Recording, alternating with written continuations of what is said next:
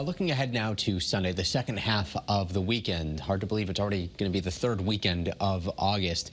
Notice Connecticut highlighted in the level 1 here for excessive rainfall. Signals that we will likely be dealing with some wet weather as we get into the weekend. We've been showing you our model comparison throughout the course of the week, getting a better idea of some of the timing. And it still looks like Saturday morning begins fairly dry across the state. Here's the European model with showers all the way to the west of I-87 in the Hudson River. The American model a little bit wetter for Saturday morning, but we do think that the greatest chance for dry weather will be the first half of the day on Saturday. By the afternoon, we'll start to see some showers develop. Here's where things have changed just a bit. The European model now coming in a little bit drier for Sunday. The American model a bit wetter. If you recall yesterday, those were flip-flopped. So we're still several days out. We tend to see this sort of flip-flopping with storm systems, especially like this, a bit more complicated given the moving pieces, the developing low over the Great Lakes and Ernesto off the shoreline. So as it stands right now, we have issued a first alert for Sunday due to the impact to outdoor plants from showers and storms.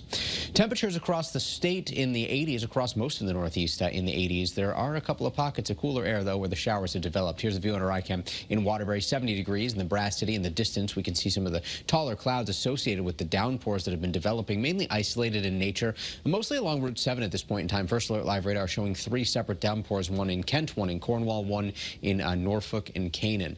We do expect that any of these that develop could briefly bring some lightning, some heavy rain, and perhaps even some gusty winds. Take a look at the rain-cooled air in the western part of the state. 68 now in Torrington, 70 in Waterbury versus 88 in Windsor Locks, 83 in Willimantic right now, 82 in Norwich, and 78 in Groton. Tomorrow, another great day of weather expected, at least for the first half of the day. Things change by the afternoon. That's when we're anticipating another chance for some showers and storms. If you're heading out to the yard goats this evening, though, it looks like the Hartford area will likely stay dry. In fact, we expect most of the showers to remain to the west of I-91, mostly focused in parts of Litchfield County.